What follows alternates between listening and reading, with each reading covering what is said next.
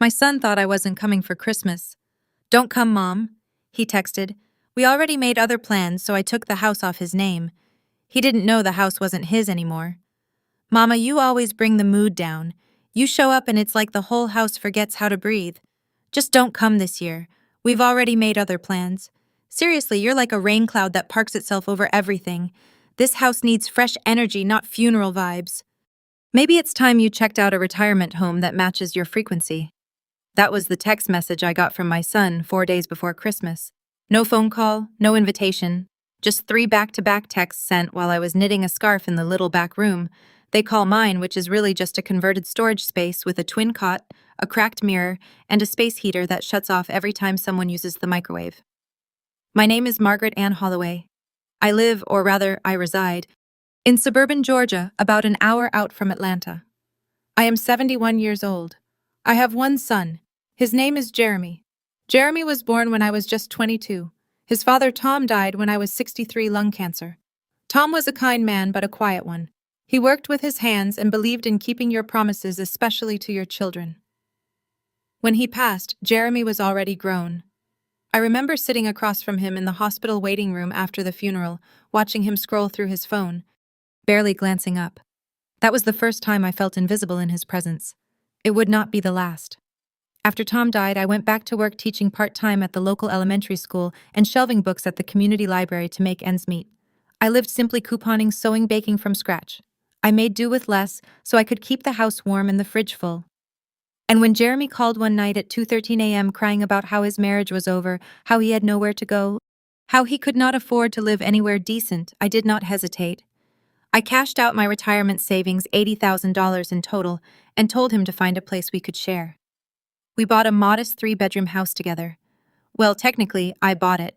It was my money, and the deed was in my name, but I added him to the documents so he could qualify for the loan. That was my mistake. I wanted him to feel like it was ours, like he had some stake in rebuilding his life. That first Christmas in the new house, he made a promise. We were sitting on the floor, the living room still full of unpacked boxes, a tiny pre-lit tree leaning against the wall. I was holding a box of ornaments, the same ones I used to hang with him when he was a boy.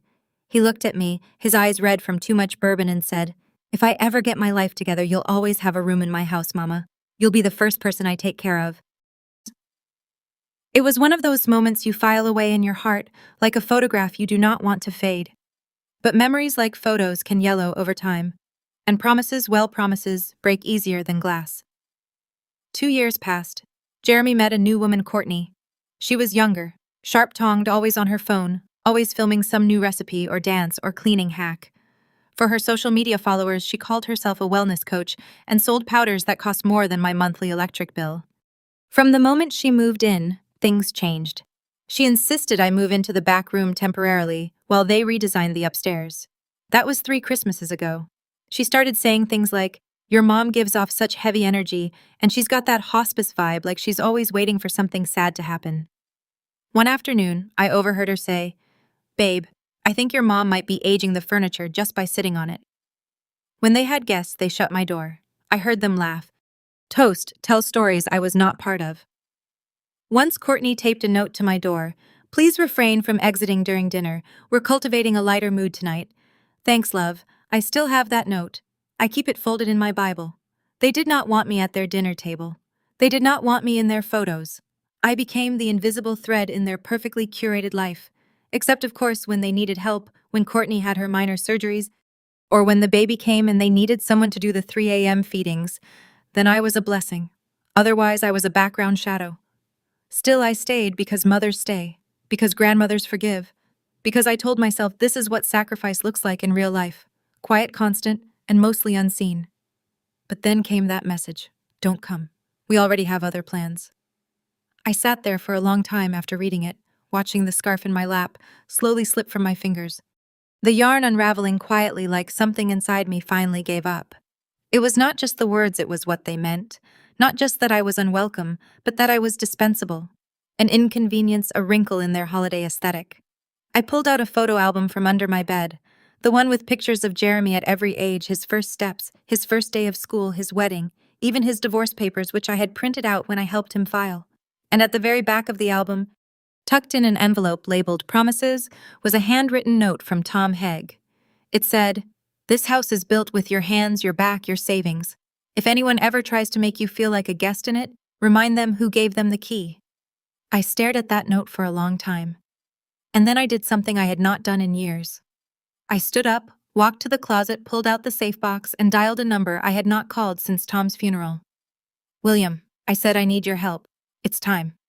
2 days before Christmas Eve, the house looked like something out of a magazine. Warm lights wrapped around every pillar, candles flickered on every windowsill, and the smell of baked brie and cranberry glaze drifted through the cracks of the walls that I had once helped paint. I was not invited. They called it a rehearsal dinner, but it looked more like a pre-Christmas gala. There were cars lined down the driveway. Neighbors, co-workers, Courtney's yoga clients. Some man she called her branding advisor. I recognized none of them. From my little room off the kitchen, once a pantry, now a prison, I heard laughter, clinking glasses, the clatter of plates that I had scrubbed clean just hours before. I wrapped myself in my old wool cardigan and stepped quietly onto the back porch. It was cold, but I did not feel it. I held a photo frame close to my chest. My wedding picture, the one where Tom was still young and so was I. He was smiling, looking at me like I was the only thing in the world worth staring at. The windows were steamed from the heat inside, but I found a clear patch and peered in. Jeremy sat at the head of the table laughing. Courtney was beside him, glowing under the soft lighting, holding a glass of something sparkling, her other hand resting on the shoulder of their toddler. And then I heard it. It was not shouted. It was whispered, meant only for the guests nearest to Courtney. But I heard it through the cracked window like it was screamed from the pulpit. She just sits there like a tombstone. Courtney said, eyes rolling toward the hallway I'd exited from earlier that afternoon. That look in her eyes like someone died and never left. A few people chuckled nervously. Someone murmured, "That's cold." But Courtney continued, "I told Jeremy if she shows up for Christmas Eve, I'm going back to my mother's. I can't drink eggnog next to the Grim Reaper." Someone else laughed louder this time. "God, you're awful." "I'm honest," she said. "I mean, come on. She smells like mothballs and sadness. It's like inviting grief to dinner." I stepped back from the window. My knees felt weak, but I held onto the porch railing, steadying myself. My breath fogged up the cold air in front of me, and I looked down at the picture frame. Palm's eyes stared back at me, frozen in time. The door opened behind me. It was Courtney. She stepped out in heels, too high for ice, clutching a thick envelope in one hand and a glass of sparkling wine in the other. She took a dainty sip before holding the envelope out toward me like it was a wedding invitation. "This is for you," she said. "We were going to leave it under your door, but I figured, hey, why not handle?" I took the envelope without speaking. She tilted her head, still smiling, that soft, curated smile she used for her followers online. "You deserve your own kind of celebration, you know. Something more tailored to your vibe." Then she turned and went back inside. I opened it slowly. It was a voucher, a printed certificate with gold trim and cartoon holly on the corners. 3 complimentary days at Whispering Pines' adult community. Below that, a handwritten note. "You'll find more compatible energy here, Mom." Trust me, there was no love, Jeremy. No signature, just those words in Courtney's unmistakable cursive. The kind you learn from too many bullet journals and influencer brand kits. I went back inside, not through the front, but through the side door, the one that leads to the laundry room. I did not want to be seen. I walked past the humming dryer, past the half-wrapped presents they never asked me to help with, and into my little back room. I lit a single candle on the table beside my bed.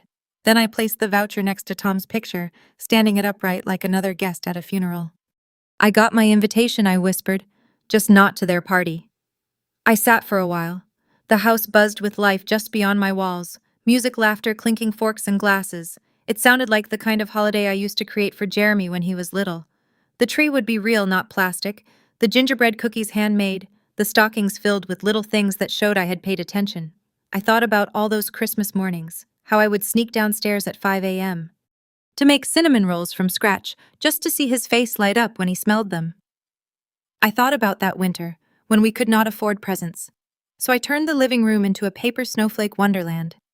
He called it the most magical day of his life. I thought about the promise he made. "If I ever get my life together, Mama, you'll be the first one I take care of." But I was not first. I was not even last. I was forgotten. An afterthought, a burden to be outsourced. I stared at the voucher again, Whispering Pines. I knew the place, the kind of facility that offers bingo nights and movie screenings and meals without salt. It was fine for someone else, for someone whose life was finished. But I was not finished. I stood up. My legs ached. My back cracked as I straightened. I took off the cardigan and folded it gently. Then I reached into the bottom drawer of my nightstand and pulled out the old address book I had not touched in years. I flipped past names of people who were long gone, dead, moved away, or simply no longer speaking. And then I found it.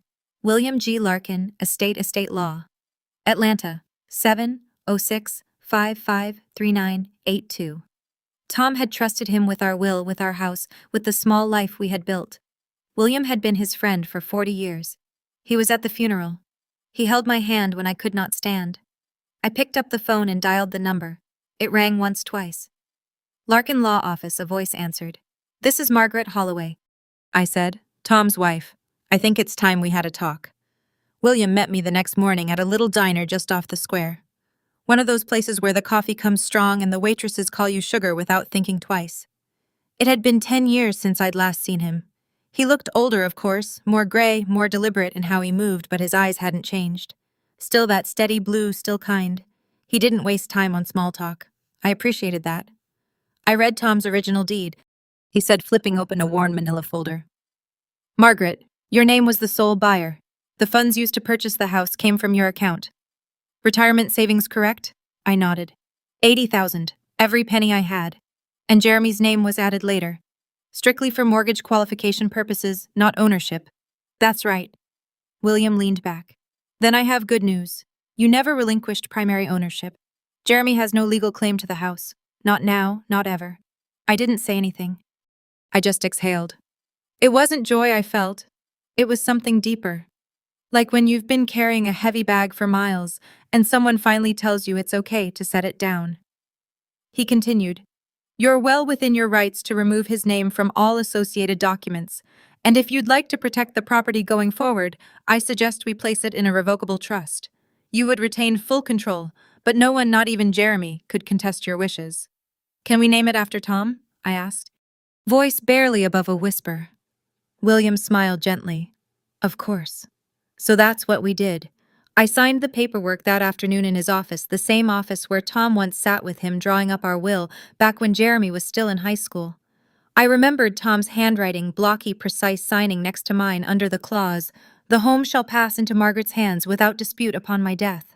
It already had. Now it was just about locking the doors behind me.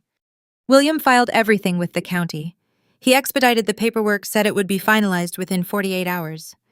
In Georgia, it turns out when you own the land, the walls and the mortgage, you own the story too. That night, I went home through the side entrance. No one noticed.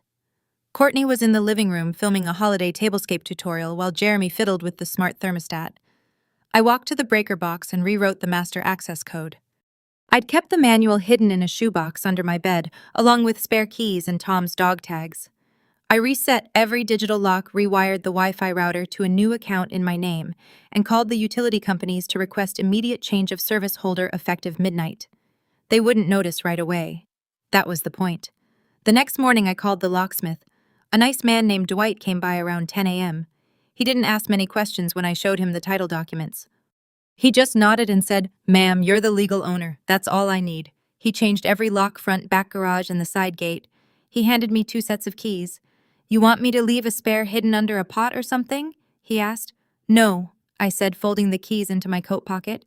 "I won't be losing these." After he left, I took a slow walk through the house room by room. I had not done that in a long time, not since they moved in, and started changing things, repainting.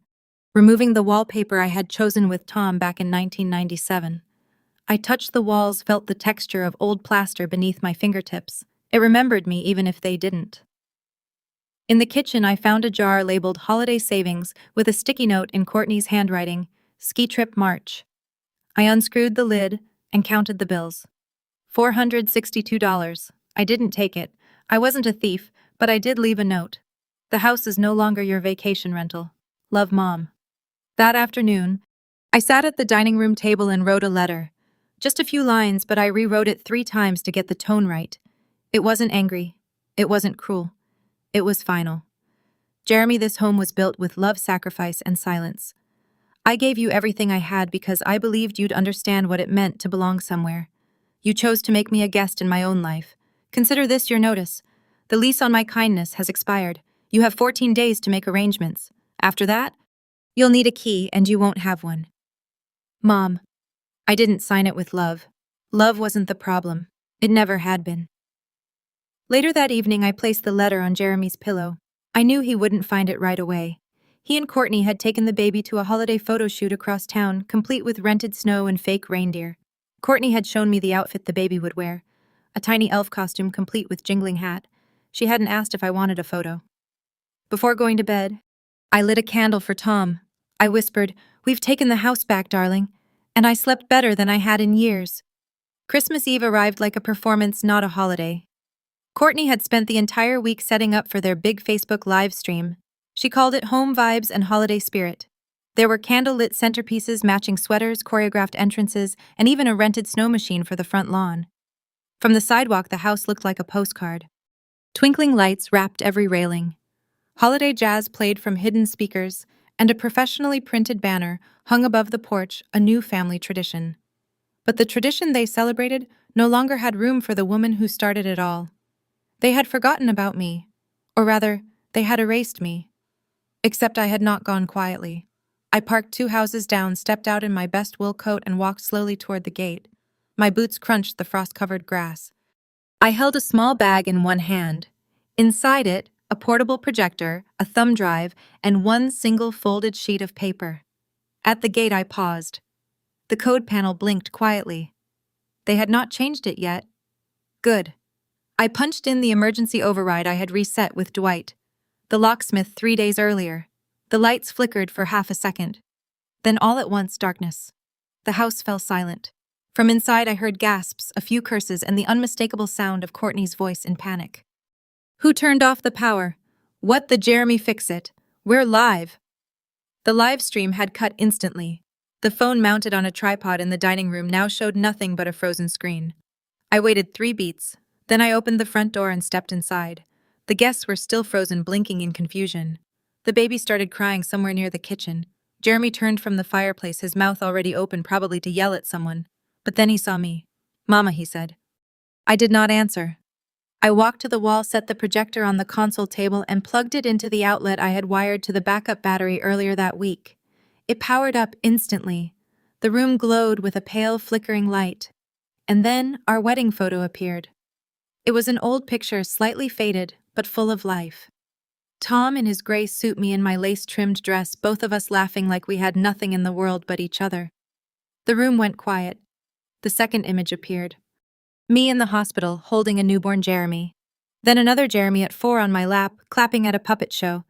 Then again, age 10, riding a bike I had saved all year to buy. Finally, the video. A grainy clip from his high school graduation. Jeremy, in a wrinkled cap and gown, stepping up to the podium for his speech. He was 18, then hopeful, unsure, beautiful.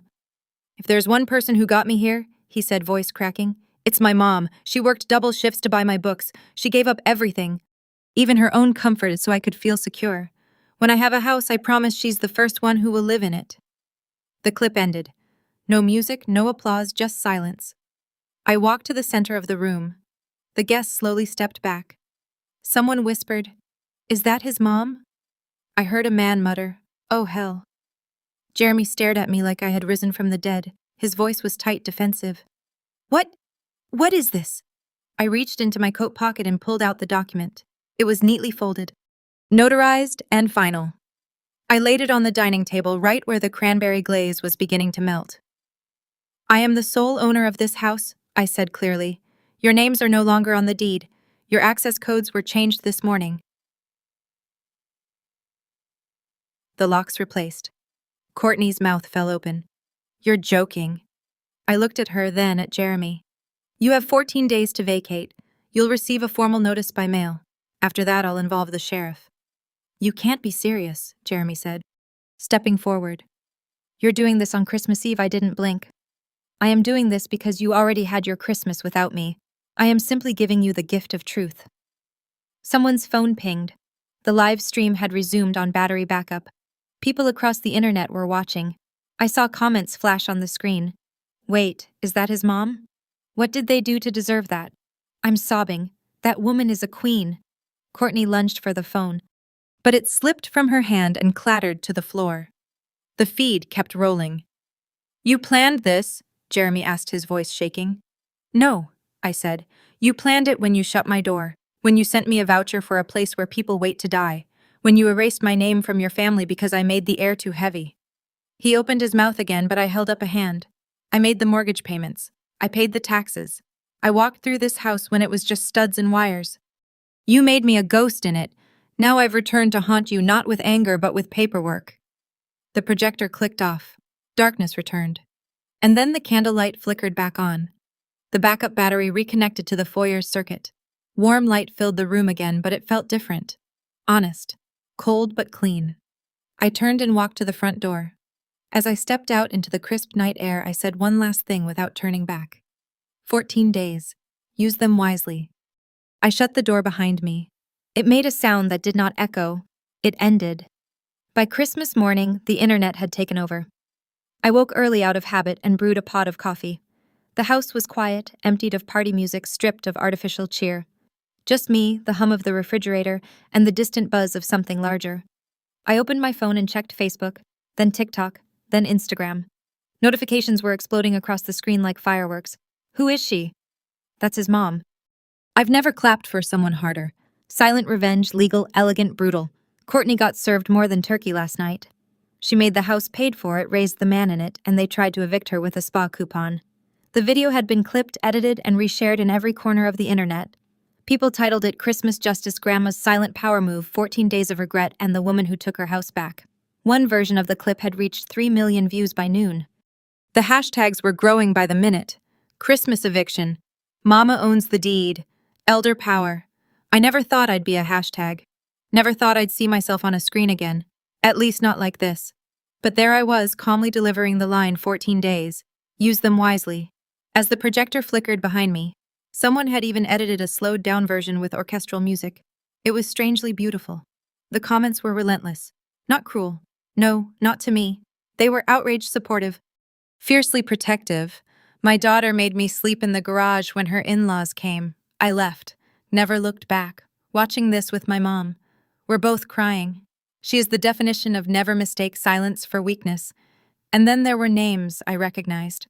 My former student, Emily Hastings, had posted a long message on Facebook. She tagged me in it, even used my maiden name so people would recognize me. Mrs. Holloway was my 5th grade teacher when my parents were going through a divorce. I used to come to school hungry, she noticed. She started bringing me extra sandwiches, said they were just extras. But I knew she made them for me. She kept me alive that year. She taught me the value of grace when no one's looking. And now I find out someone made her live in a storage room and handed her a retirement home voucher. That's not justice. That's cruelty. Thousands liked her post. Hundreds commented beneath it. Same here. She let me sit in the library during recess when I didn't have friends.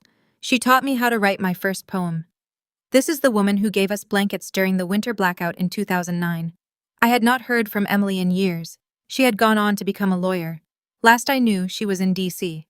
I smiled, folded the phone shut for a moment, and let myself breathe. For decades I had kept my head down, sacrificed without receipt, loved without expectation. It was not bitterness I carried. It was weariness, the kind that comes from being useful until you're not. But now strangers saw me. They knew my name, my story, and more importantly, they understood the quiet violence of being forgotten. Later that day, a woman knocked on my door. I opened it slowly, unsure. She was in her 60s, wore a red scarf, and held a casserole dish wrapped in foil. I'm Paula, she said, voice soft. I live 4 houses down. I saw the clip. Just wanted to say I'm proud of you. And I brought something warm. I let her in. We sat on the couch Jeremy once tried to sell online because it didn't match Courtney's vibe. Paula talked about her own mother, about the loneliness that creeps in after the decorations come down. She said she knew what it felt like to be sidelined. It's like they think the only thing we're good for is babysitting and dying quietly, she said, sipping her tea. I nodded. Well, I skipped the babysitting. We laughed genuinely. For the first time in years, my laughter didn't feel out of place. That evening, the doorbell rang again and again. Women from around the block. Former church friends, 2 retired teachers, a young nurse who recognized me from the video and brought gingerbread. By nightfall, my house was filled with women.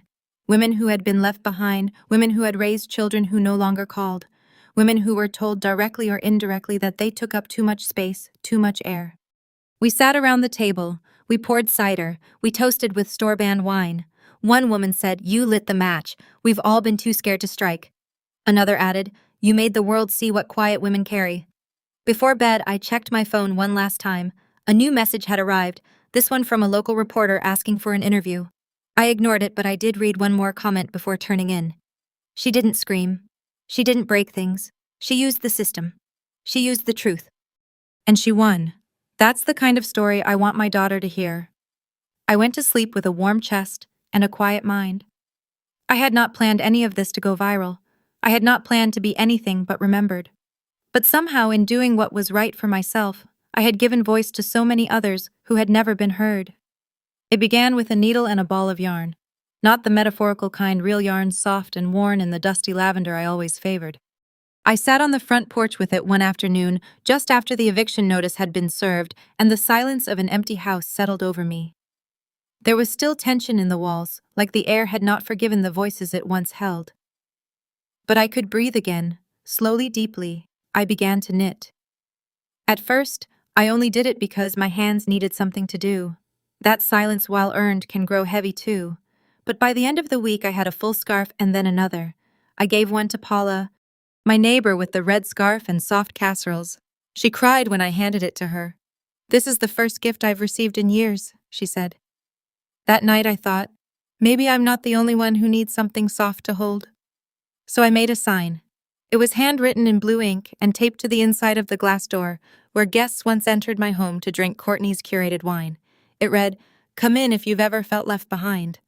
Come in if silence is the only thing that answers you lately. Come in if you want to write again, stitch again, speak again, Margaret." The next day, 2 women showed up. One carried a tote bag full of embroidery. The other brought a diary she had not touched since her husband passed away. We made tea. We sat on the rug. We stitched quietly. And then we talked. And that was the birth of the quiet thread. I did not plan to start a center. I just wanted to feel whole. But broken things attract broken things. And before long, the living room that once held Facebook live streams now held women who had not spoken aloud in months. Widows, divorced women, abandoned mothers. A few caretakers who were too tired to ask for care themselves. We met twice a week, then 3 times, then every day. Word spread. Local churches posted about us on their community boards. One woman, a retired nurse, offered to teach grief mapping workshops on Thursdays. Another woman led letters never sent, a guided journaling session to write to those who'd forgotten them. William volunteered to provide free estate consultations for women who feared being erased from their own homes just as I had been. I turned the old nursery upstairs into a library filled with books donated by strangers who had seen my story online. I added cozy chairs, soft blankets, a kettle that never went cold. We painted the walls warm green. On the shelf by the window, we placed framed photos of us, not just as mothers, but as girls, young women, brides, teachers, artists, writers, people with names and lives before we became mom or grandma or her. We had found ourselves again, and we stitched each other whole. One Tuesday morning, I stood outside the house with a fresh sign in hand.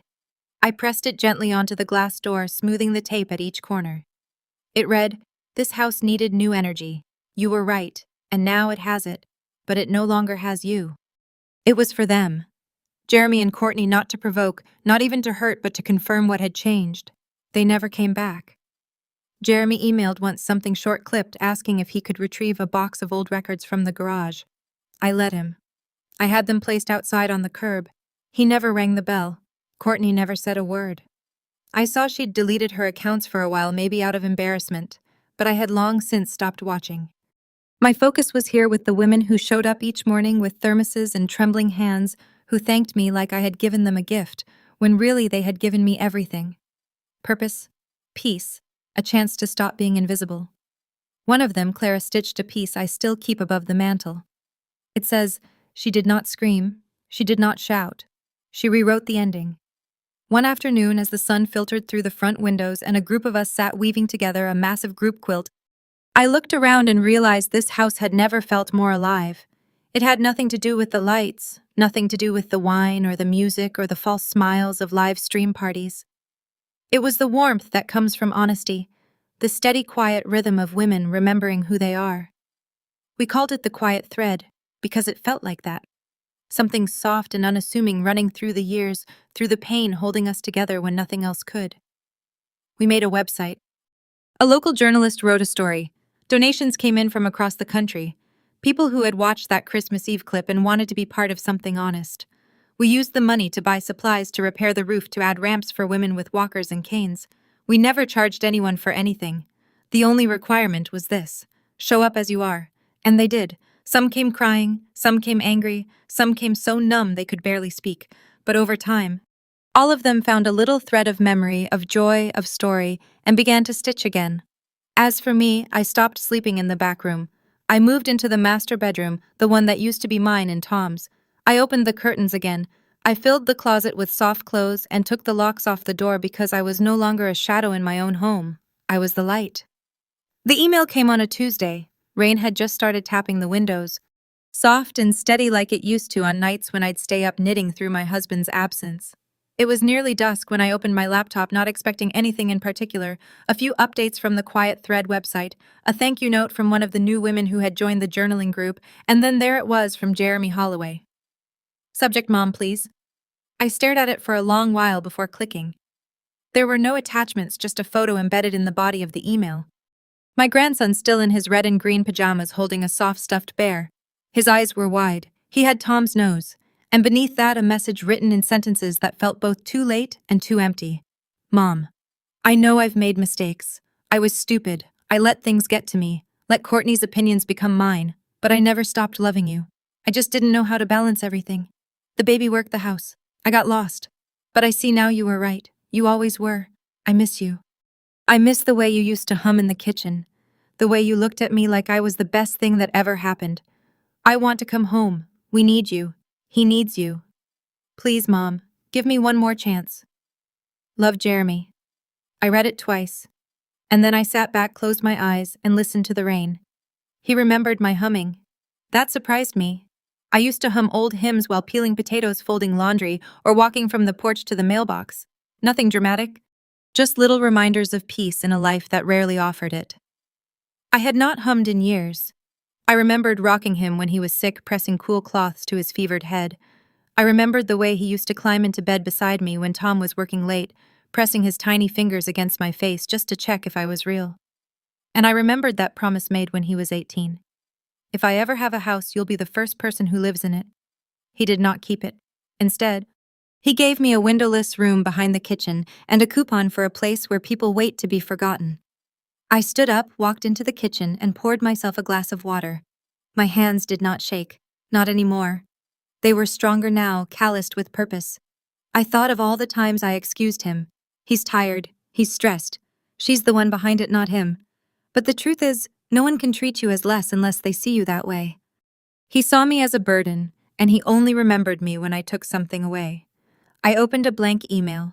I did not reread what he wrote. I did not attach anything. I typed slowly, carefully. Jeremy, you were not influenced.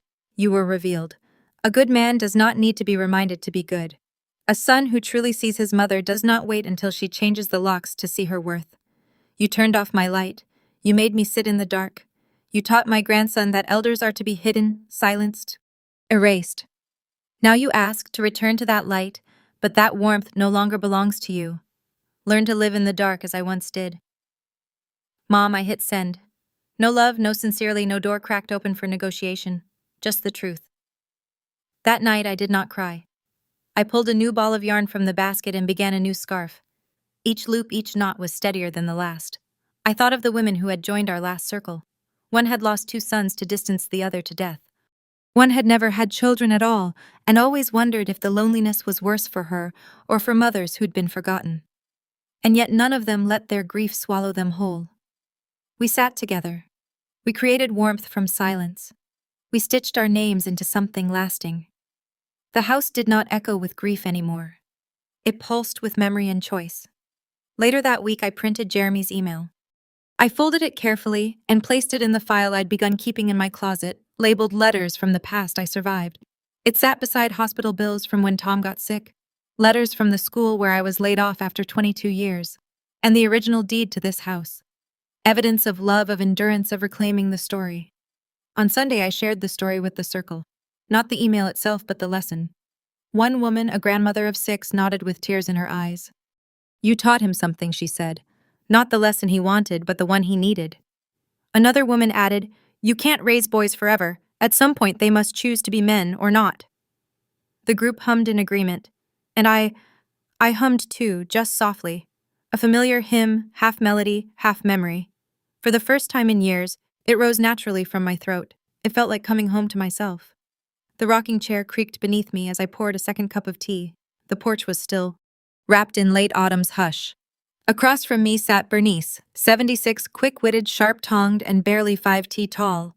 Though she spoke like she owned the sky, she had come to the quiet thread 3 weeks ago after her daughter-in-law told her to stop bringing trauma energy to Sunday dinner. Now we sat here like we did most Thursdays, knitting, sipping, watching the wind stir leaves across the lawn. Bernice glanced up from her stitching. "So tell me something," she said, pausing her fingers. "Do you ever feel bad about how it ended?" I looked out at the street, let the question breathe for a moment. "No," I said, simply because it never really ended. "It just changed shape," she smirked. "That is such a you answer." I laughed. Then slowly I spoke. "I didn't do it to hurt them. I didn't need revenge. I needed air. I needed to feel like my life meant something after they made me feel like a burden. I didn't want them gone because I hated them. I wanted myself back because I loved me." Bernice nodded slowly. "I didn't retaliate," I added. "I returned the truth to where it belonged." She stopped knitting altogether. "That's heavy." "It's honest," I said. For years I let silence serve as diplomacy. I thought patience was the same as peace, but patience without respect just turns into erosion, and I was eroding. I reached over and lifted the quilt we'd all worked on. A tapestry of stories, really. Each square sewn by a woman who had sat where we now sat. Names were stitched into the corners. Small phrases, bits of truth. Edith. I gave them my body, and they left me my bones. Lupe I didn't forget. I just waited. Nora, 46 years of Sunday roast, and then they changed the locks. And mine, Margaret, when I stood up, they finally looked down. We were not seeking revenge. We were remembering. Bernice said, "You know, when my son stopped calling, I told myself he was busy, but even busy people find time for things they value. I wasn't busy. I was invisible." I put my hand on hers. "Then you came here, and now you're seen." She smiled, and in her eyes I saw something ancient. The quiet, bitter triumph of a woman who had been cast aside only to realize her value lay not in their attention, but in her own rediscovery. We sipped in silence. Later that evening, after the porch emptied and the women had gone home with their new journals, scarves, or just a little more light in their eyes, I went upstairs to the old study. I sat by the window where Tom used to read and opened my notebook, the one I kept for letters never sent. I wrote, "We do not need apologies to know we are worthy. We do not need anyone to say I was wrong for us to know we were right. Time does not heal, but truth does free. And silence, true silence, is sometimes the longest, loudest sentence one can serve." I closed the book. The house creaked gently as if in approval. Downstairs the kettle whistled again. I smiled. Even in stillness, life asks for tending. Before bed, I stood in the front hallway. I looked at the sign on the door one last time. This house needed new energy. You were right, and now it has it. But it no longer has you. Did not sting. It simply stood as record, a quiet declaration. Years ago, I would have waited by the phone, hoped, worried, wondered if I'd been too harsh. Now I slept with certainty that they were not the ones who defined me, that leaving me behind was not the end of my story, but the beginning of theirs. And in that story, one day they may come to see the outline of the woman they buried in silence. Not to ask forgiveness, but simply to see clearly for the first time. Maybe, or maybe not. It did not matter because I remembered. I remembered the girl who married a good man with little money. I remembered the mother who raised a boy alone who missed meals so he could have his. I remembered the woman who stayed quiet, then the woman who finally said, "No more."